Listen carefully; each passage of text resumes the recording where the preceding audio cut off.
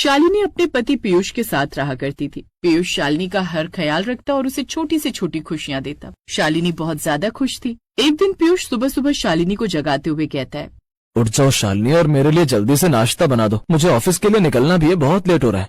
पीयूष दूध लेकर चले जाओ ना, अब मैं अपनी नींद तोड़कर तुम्हारा नाश्ता बनाऊंगी, ये कहाँ से सही होगा। वैसे भी रात के 12 बजे गेम्स खेलते हुए नींद आई थी और अभी तुम मुझे 7 बजे उठा रहे हो।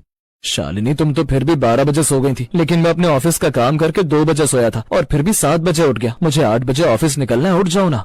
ऐसे दिन गुजर रहे थे और एक दिन जब शालिनी छत पर योग कर रही थी तभी एक कौवा आकर काव काव करने लगता है और शालिनी कहती है, क्या बात है, आज ये कौवा कुछ ज्यादा ही काव काव कर रहा है, लगता है इसे भूख या प्यास लगी है। तभी उसकी पड़ोसन विमला आती है और छत से शालिनी को जवाब देते हुए कहती है, अरे नहीं शालिनी बहन, जब भी कौवा काव काव करता है तो इसका मतलब ये होता है कि घर में मेहमान आने वाले हैं, तैयारी कर लो, तुम्हारे घर कोई बहुत बड़ा मेहमान आने वाला है। शालिनी ने ये बात सुनकर हंसते हुए जवाब दिया, भला मेरे घर में कौन आएगा, मैं तो अपने पति के साथ अकेली रहती हूँ और उनके तो मम्मी पापा भी नहीं है, फिर मैं बेकार में क्यों परेशान हूँ। शालिनी ये बोलकर अब नीचे आ जाती है, लेकिन जैसे ही पीयूष के ऑफिस से आने का समय होता है तो 1 घंटे के बाद भी पीयूष घर नहीं आता। शालिनी परेशान हो जाती है और अपने घर के हॉल में टहलते हुए खुद से कहती है, ये क्या हो गया इनको, वैसे तो कभी इतनी देर से नहीं आते, आज इन्होंने आने में बहुत ज्यादा देर कर दी, फोन भी नहीं उठा रहे। शालिनी ऐसे ही परेशान हो रही थी कि तभी पीयूष आता है और उसके साथ एक बुजुर्ग आदमी भी खड़ा हुआ था। शालिनी ये देखकर आश्चर्यचकित होते हुए पीयूष से कहती है, पीयूष ये कौन है जो तुम्हारे साथ आए हैं, इन्हें तो पहले कभी नहीं देखा, तुम्हारे बॉस हैं क्या? लेकिन अगर ये तुम्हारे बॉस हैं तो इन्होंने गांव जैसे कपड़े क्यों पहने हैं? नहीं शालिनी, ये मेरे बॉस नहीं है, ये मेरे मामा जी हैं और आज ही गांव से आए। मुझे इनका कॉल आया था कि ये स्टेशन पर उतर गए तो मैं इन्हें लेने के लिए स्टेशन चला गया था, तभी आने में देरी हो गई।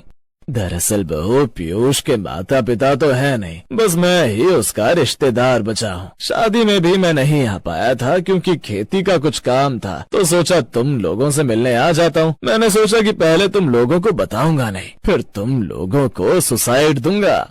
मामा जी वो सुसाइड नहीं सरप्राइज होता है, पर सरप्राइज का तो पता नहीं, लेकिन आपने मुझे शौक जरूर दे दिया है। शालिनी मन ही मन सोचती है, चलो शुक्र है एक मामा जी तो आए हैं, कुछ दिन रहकर चले जाएंगे, एक रिश्तेदार तो मैं संभाल ही सकती हूँ। वैसे भी शादी के 4 साल तक पीयूष का कोई रिश्तेदार कभी नहीं आया। शालिनी इतना बोली ही थी कि तभी मामी जी और उनकी 2 लड़कियां भी घर के अंदर आती हैं। मामी जी की सांस फूल रही थी और मामी जी ने शालिनी से कहा, अरे बहू, सबसे पहले हम लोगों को पानी पिला दे, तेरा मकान 4थी मंजिल पर था, तेरे मामा जी तो अक्सर इधर उधर शहर जाते रहते हैं, इसलिए उन्हें लिफ्ट की आदत थी, लेकिन हम लिफ्ट में नहीं चढ़ सकते थे तो हम सीढ़ियों से आए हैं। अपने घर में एक साथ 4 लोगों को देखकर शालिनी हैरान रह जाती है और तुरंत ही मुंह बनाकर अपने कमरे में चली जाती है। तभी उसके पास पीयूष आता है और शालिनी सीधा सवाल करती है, पीयूष तुम्हारे मेहमान आ गए, कोई बात नहीं, बहुत अच्छा है, लेकिन ये बताओ कि जाएंगे कब? पीयूष ने अपनी नजरें झुकाकर धीरे से शालिनी को कहा, मेहमान हफ्ते भर बाद जाएंगे। ये बात सुनकर शालिनी के पैरों तले जमीन खिसक जाती है। ऐसे ही किसी तरह रात गुजरती है। अगली सुबह शालिनी रोज की तरह अपने कमरे में सो रही थी और उठने का नाम ही नहीं ले रही थी। अरे शालिनी, मेरे लिए तो तुम कभी नहीं उठती, लेकिन अभी तो घर में मेहमान आए हुए हैं, उठ जाओ ना, ऐसे अच्छा नहीं लगता। अगर मैं रसोई में जाकर खाना बनाऊंगा तो तुम्हारी और मेरी दोनों की बदनामी होगी। यार ये मेहमान कब जाएंगे, पूरे हफ्ते में कैसे एडजस्ट कर पाऊंगी।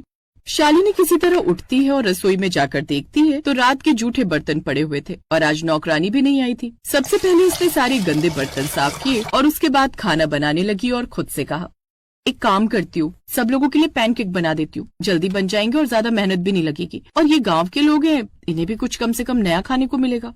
शालिनी ये बोलकर सब लोगों के लिए पैनकेक बनाकर सॉस के साथ टेबल पर रख देती है, लेकिन जैसे ये सारा नाश्ता मामी जी देखती हैं तो कहती हैं, अरे बहू ये क्या रूखा सूखा खिला रही है तू हमें सुबह सुबह, हम लोगों को पोहे पराठे छोले पूरी यही सब खाने की आदत है। कोई बात नहीं, तुझे पता नहीं था ना, अब जल्दी से जाओ सबके लिए आलू के पराठे और चाय बना ला। अब शालिनी ये बात सुनकर हैरान हो जाती है और तुरंत ही रसोई में जाकर सब लोगों के लिए आलू पराठे और चाय बनाकर लाती है। उसके बाद सब लोग साथ में बैठकर चाय और पराठे खाते हैं कि तभी मामी जी की लड़की नेहा ने शालिनी से कहा, भाभी भैया बता रहे थे कि आपने अपने यहाँ नौकरानी लगा रखी है, हम लोग तो 8-8 कमरों का काम अकेले खुद ही कर लेते हैं। मैं तो आपसे भी यही कहूंगी कि आपको अपने घर का काम खुद करना चाहिए, ऐसे शरीर में फुर्ती रहती है। नहीं, ये सब कहने की बात है, शहर में तो जो इंसान नौकरानी नहीं रखता तो उसे लोग गरीब कहते हैं, इसलिए एक नौकरानी तो लगानी पड़ती है। हाँ ये बात अलग है कि वो हफ्ते में 3-4 दिन छुट्टी कर लेती है और फिर सारा काम मुझे खुद ही करना पड़ता है। भाभी तब भी अगर आप वो पैसे बचाएंगी तो आप अपने लिए और ज्यादा कपड़े खरीद पाएंगी और अपने घर के लिए बचा पाएंगी, या फिर आप वो पैसे अपने भविष्य के लिए भी संभाल कर रख सकती हैं। बाकी जैसी आपकी मर्जी।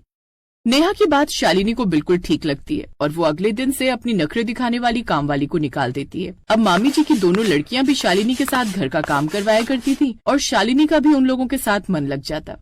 एक दिन जब शालिनी अपने कमरे में अपने पति के साथ अकेली थी तो उसने पीयूष से कहा, पीयूष, जब से मामा जी की फैमिली आई है तब से मेरा मन लग जाता है और मैं बोर भी नहीं होती, और पता है पूरे घर का काम भी चुटकियों में हो जाता है, और पूरे घर का काम करने के बाद भी शरीर में बहुत एनर्जी रहती है।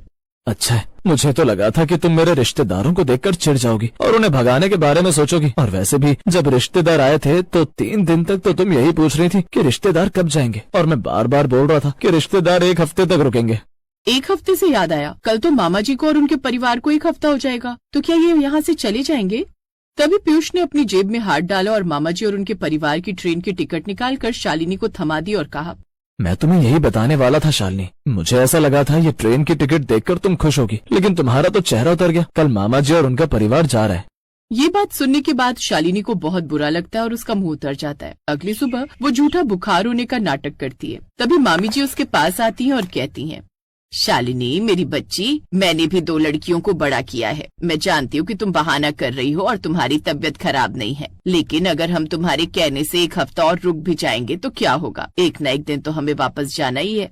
शालिनी ये बात सुनकर उठकर बैठ जाती है और कहती है, मुझे लगा था मामी जी कि आप लोग कभी नहीं जाएंगे। मैं बार बार सबसे यही पूछती थी कि मेहमान कब तक रुकेंगे, और हर कोई कहता था कि मेहमान 1 हफ्ते रुकेंगे, लेकिन अब आप जा रहे हैं तो मुझे आप लोगों की कमी बहुत खल रही है। लेकिन शालिनी, हमें इस बात की खुशी है कि हमारे आने से तुम में बहुत सुधार हुआ है। अब तुम घर का काम बिना मुंह बनाए कर देती हो और अपने पति को भी अच्छा अच्छा नाश्ता बनाकर खिलाती हो। बस ऐसे ही रहना मेरी बच्ची, बिल्कुल मत बदलना। हम अगले साल फिर आएंगे।